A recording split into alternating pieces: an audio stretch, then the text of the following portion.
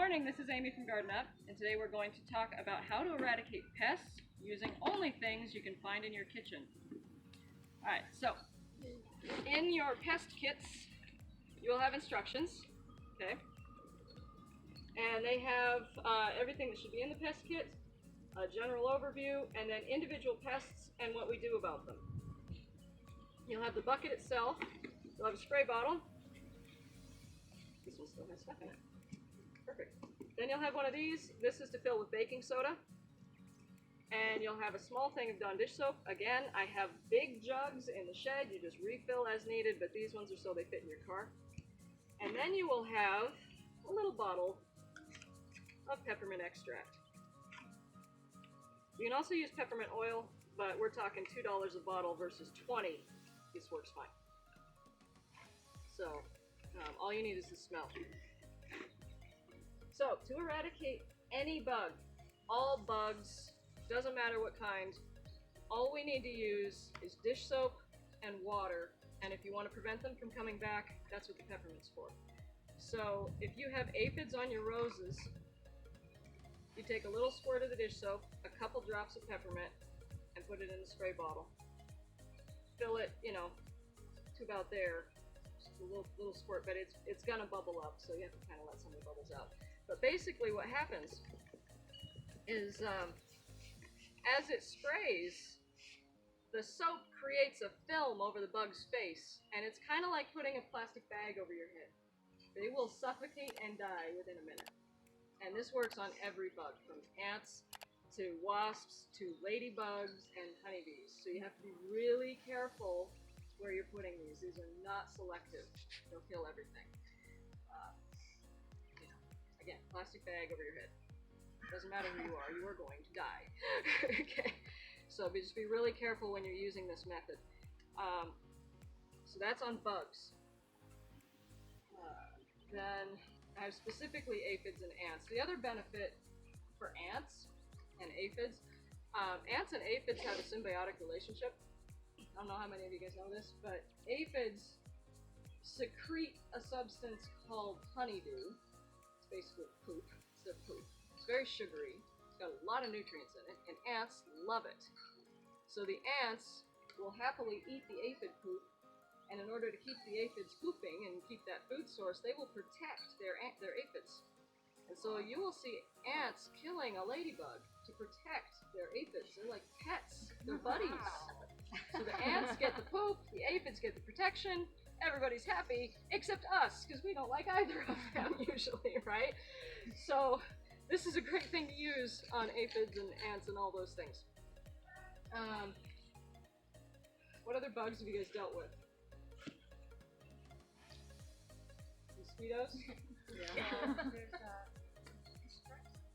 Thrips. Thrips. That was the one I was thinking yeah. of. So a thrip, if a little tiny, like less than a millimeter long and really long and skinny. You're stupid.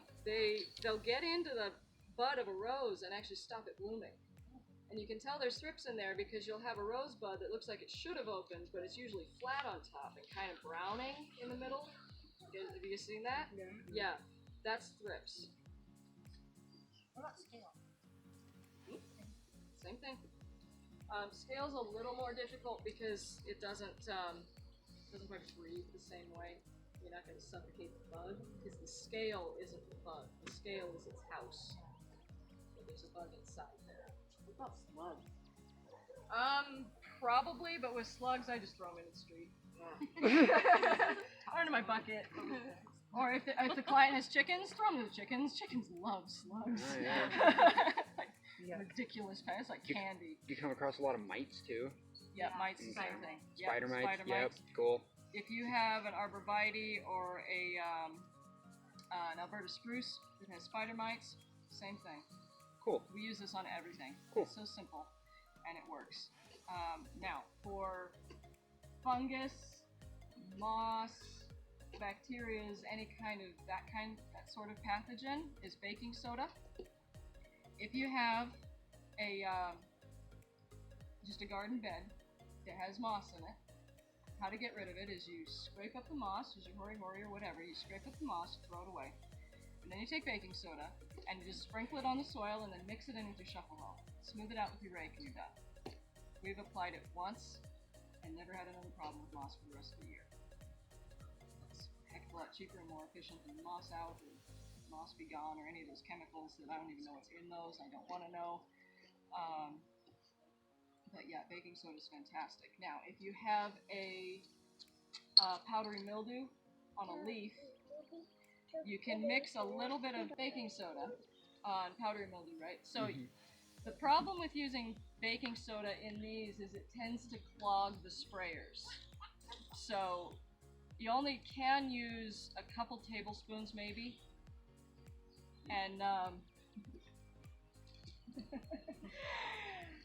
And then the other problem you'll run into is if it's a really, thick infestation of mildew on the leaf, it'll go hydrophobic, which means it'll repel the water. And this mixture will just beat up and roll right off and it won't make any difference.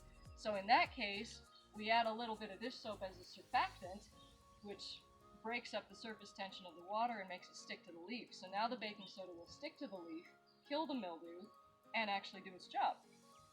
And again, it only takes a little squirt and a couple tablespoons of baking soda. And then there have been times when I've got aphids, powdery mildew, and ants all on the same rows. Just do all three. Big old trifecta. Yeah, just all three, one thing. And then I have in the past put vinegar in these kits.